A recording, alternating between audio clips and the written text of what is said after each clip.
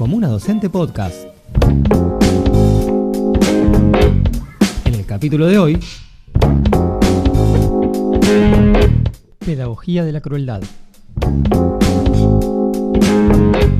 La antropóloga argentina Rita Segato llama pedagogías de la crueldad a todos los actos y prácticas que enseñan, habitúan y programan a los sujetos a transmutar lo vivo y su vitalidad en cosas. En ese sentido, esta pedagogía enseña que las cosas son más importantes que las personas y tratamos a las personas como cosas. La pedagogía de la crueldad postula que en la historia de la humanidad coexisten dos proyectos opuestos, el de las cosas, que produce individualismo, y el de los vínculos, que produce comunidades.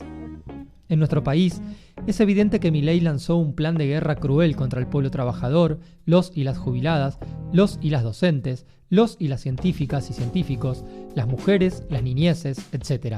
Todos los días estamos viviendo algún episodio de este atropello, donde las cosas y el mercado cobran cada vez mayor importancia. Vivimos un grado de inhumanidad espeluznante. Cortar los remedios oncológicos, los dichos discriminatorios de Milei contra las personas con síndrome de Down, y ya en la campaña había utilizado la palabra mogólico como insulto. La suspensión de la provisión de alimentos en los comedores con el argumento de que los movimientos sociales hacen negocios cuando en realidad son fundamentales para el funcionamiento en barrios donde el Estado está ausente. El gobierno avanza con una vertiginosidad política y mediática que plantea la refundación del país sin anestesia y de forma urgente. Con este gobierno estamos instalados en una tragedia social. Ya bajo el gobierno anterior la situación social era escandalosa, pero ahora con una caída del consumo tan abrupta como en el 2001, la indigencia y la pobreza es obscena.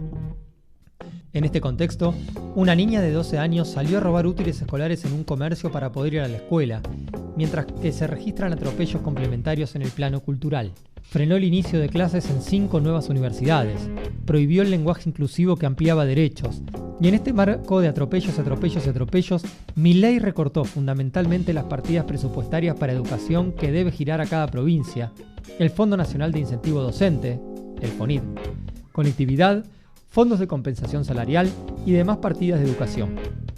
No obstante, posiblemente una de las demostraciones más crueles fue la reciente escena de Milei arengando a un puñado de estudiantes de secundaria contra un comunismo hoy inexistente. Esto se llevó a cabo mediante un adoctrinamiento cerrado, exclusivo y discriminatorio, caracterizado como de costumbre por chistes de mal gusto y metáforas sexuales obscenas. Este comportamiento de inhumanidad lamentablemente ya nos tiene acostumbrados, pero en esta ocasión se agravó aún más al dirigirse a niños y jóvenes como sus interlocutores. Además, se suma la acción de burlarse de un estudiante con el objetivo de que sus compañeros se rieran de la desafortunada víctima, sin mostrar el más mínimo grado de solidaridad. Sin duda, cualquier docente que exhiba este tipo de sadismo, es decir, disfrutar haciendo daño al otro, se vería sometido como mínimo a un extenso proceso disciplinario.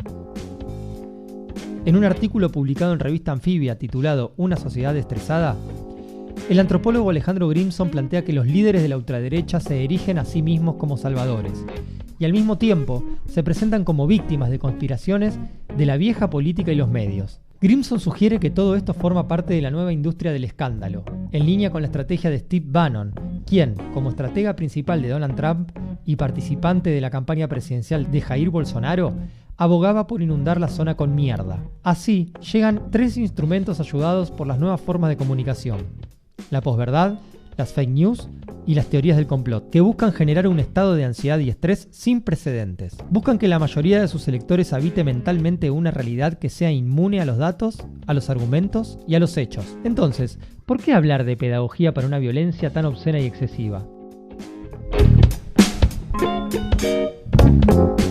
Con la palabra pedagogía, desde su uso más extendido, la Argentina de Milei quiere señalar la cara simbólica y o expresiva del poder destructivo del mercado y de los poderosos. El poder habla a través de la violencia. Siguiendo las palabras de Rita Segato, podríamos afirmar que el poder y la crueldad se escriben en los cuerpos, de manera análoga a cómo los docentes escribimos en una pizarra. El acto de crueldad alecciona o ejemplifica. Así, frente a la pregunta, la respuesta militante y política es construir contrapedagogías de la crueldad.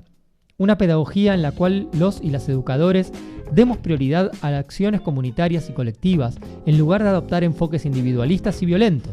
Una pedagogía transformadora que no adoctrine, ni se limite a sugerir un repertorio de metodologías burocráticas, sino que abogue por una educación capaz de estimular el debate, la reflexión y el pensamiento crítico. Una pedagogía que busca reactivar los vínculos sociales y presenta la vida comunitaria como la única alternativa frente a la crueldad del sistema capitalista. En Comuna Docente, día tras día, nos esforzamos por forjar este horizonte, ya que nos consideramos educadores y educadoras que forman parte activa de la comunidad en la que estamos inmersos. Militamos en pos de la emancipación de las clases populares, fomentando la resistencia y la autoorganización. Mantenemos un compromiso dual, con un pie en las escuelas, desempeñando roles pedagógicos y gremiales, y otro en las calles. Es por ello que te extendemos una invitación a unirte a nosotros y a nosotras para construir colectivamente estas contrapedagogías de la crueldad.